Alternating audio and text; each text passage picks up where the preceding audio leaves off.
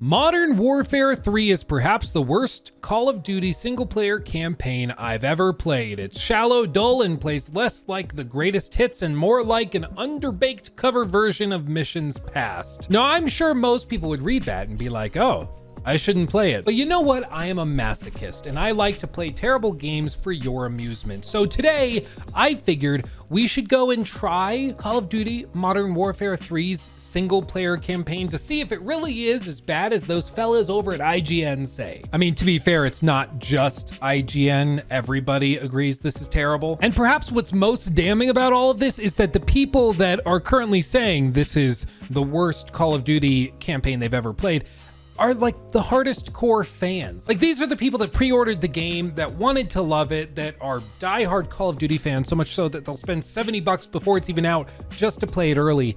And they're all saying this is unacceptably bad. But it's not just the single player campaign. The entire game that they're charging, once again, $70 for, is effectively just a major DLC for Modern Warfare 2. And in fact, you even have to purchase it and install it as if it's DLC for Modern Warfare 2, literally launching the COD HQ, which looks like this, which is actually just the renamed version of Call of Duty Modern Warfare 2, but rebranded as like the hub for all things Call of Duty. So, I mean, just across the board, this is what everybody has known it was going to be, just an expansion or DLC wrapped up in a bow to make it look like a brand new game when in reality it's not. However, one of the ways they can usually grease the wheels a little bit and help people justify this big purchase is by offering a compelling single player campaign. And in the past, you know, it's not been great. Sometimes the campaigns are better than others, but usually they're not just downright terrible.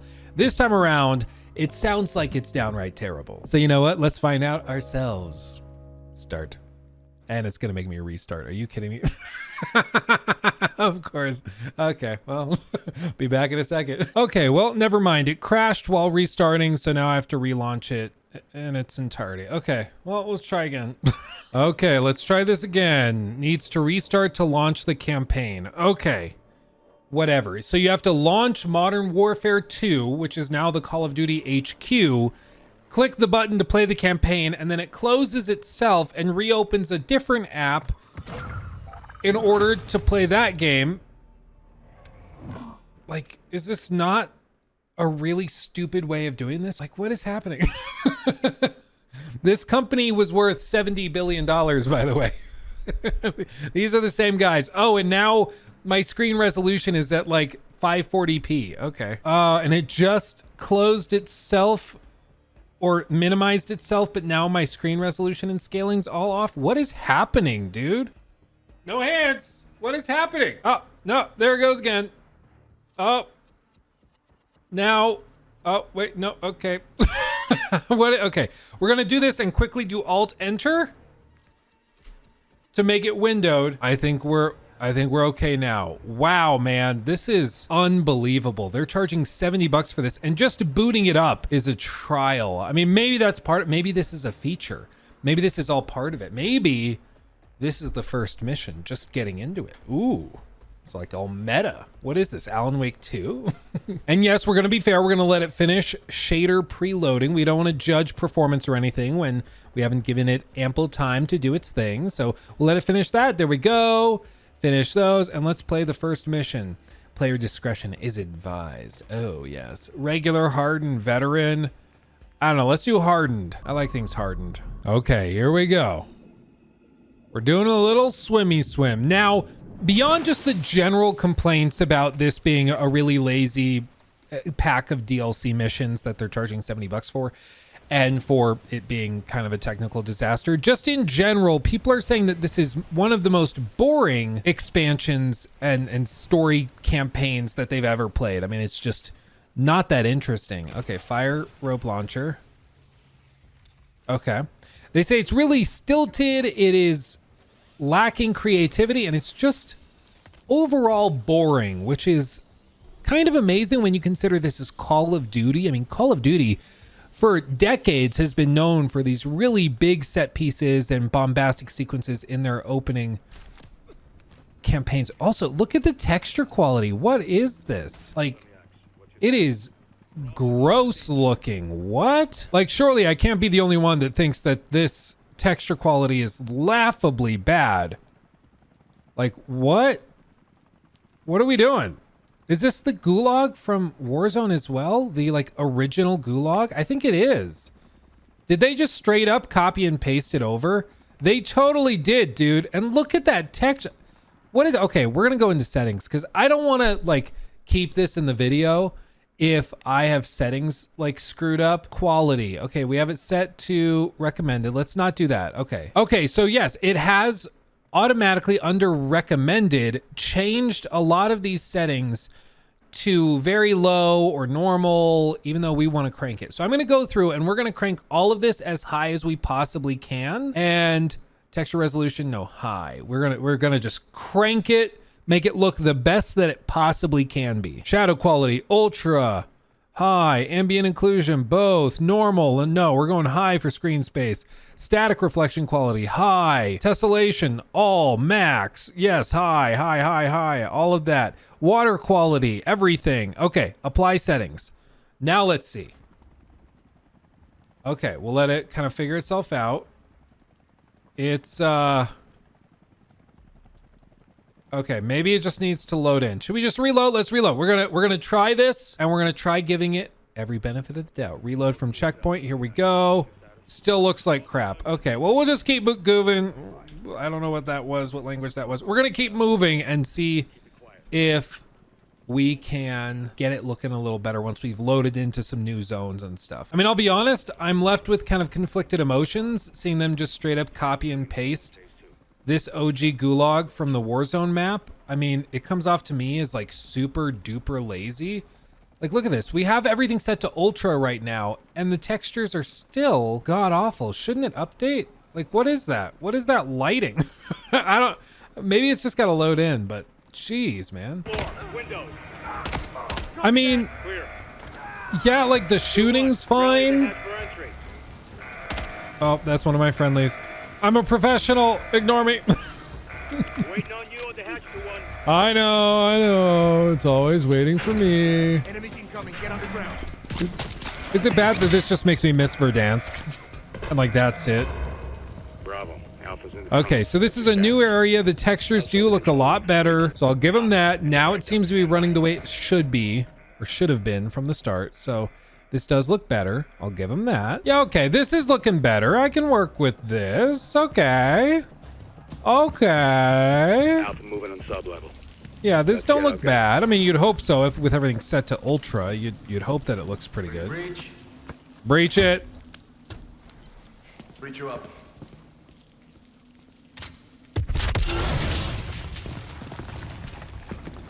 Oh.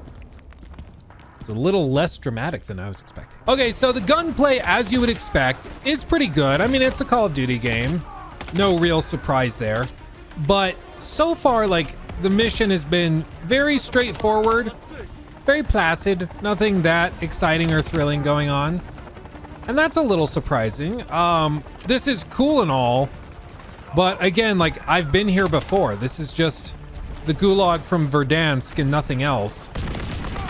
And so it's not like even a new big set piece. It's literally a recycled set piece from like 3 years ago that I've spent a lot of time exploring, and that's just not ever going to be as captivating or as interesting as something original. You know, like, I could see it being cool if they announced this with like the Fortnite-esque Verdansk is coming back and you can play through the map again out of nowhere. Like, that would be cool. Okay, we're going back to Verdansk for the start of the story campaign.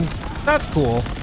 But for this, I mean, it just kind of feels like they didn't want to have to build a new area for the mission, so they just copy and pasted the old one. Because it's not actually Verdansk. It's like backed up by mountains and stuff.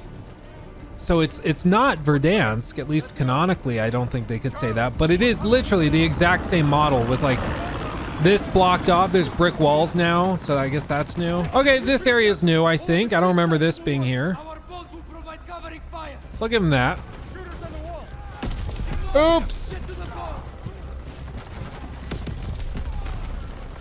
I hate to be that guy, but when rockets explode, people don't just fall over. Like usually the people become little parts of people. Oh, maybe it is just straight up Verdansk. I don't remember the mountains being there, but maybe there's like, it's an adjusted version of it. I don't know.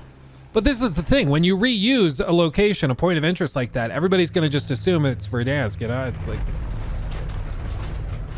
Either way, it's odd. Okay, and now in the next mission, we're here, and it looks like they've just taken to establishing these missions as like mini Warzone missions. And so it's just like, go find the loot and like, that's it. That's all we're doing. It's really, really odd. Like, why did they double down on this? I don't get it. Like, we have Warzone. Let Warzone be Warzone and the campaign be something else. You know, like, why does everything have to be Warzone? Yeah, like, for real, it is just a straight up, like, mini bit of a Warzone map, like, stripped away and turned into its own mode. Isn't this a building also copied from Warzone? Like, what is this? The ship and the tower have what we need. Get yourself going. Oh my god, did you see that AI? I ran past him Manifest might be there. and he's still shooting the wrong thing. I just ran past this guy. What? Dude, and this is on hardened. What are they doing? Like, I'm very bad at these games. I should be dying right now. Like, very fast. Oh, I blew myself up. Oh, maybe he pulled out a grenade and I shot the grenade. I don't know. Point is, I should be dying very quickly in these missions. And for some reason, the AI is way dumber than I recall any other Call of Duty mission being. Wait, and then we make... we make loadouts? Is that really what? So it's just Warzone. It's just Warzone with scripted missions. Yeah, you eventually get the parachute and ascender. What? Okay, wow. Huh. Okay, well, I'm gonna keep going. I'm gonna try to give the game an honest shake, and I'm gonna be playing it through this afternoon and evening. I hear it's relatively short, so I will try to finish it, and I will be back to let you know what I think. So... I will see you momentarily.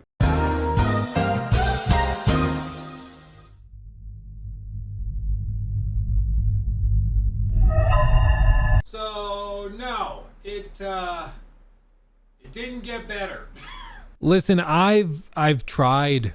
I tried to give it the benefit of the doubt, but it's just frankly really boring, and it also seems obsessed with removing any sense of player agency. Like, there are times in this campaign where you will, say, loot a sniper rifle off of an enemy character, and you're using that to clear out a base or something very, very carefully and precisely, and you love the gun and you're happy with it.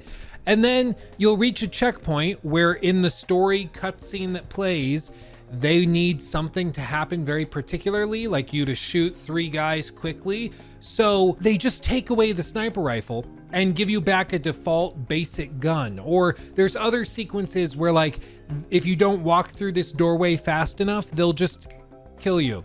And you just drop dead like you were shot in the head, even though there were no enemies nearby. Every part of it is just not very fun and is actively frustrating because you're like, ooh, I like this gun. They take it away from you.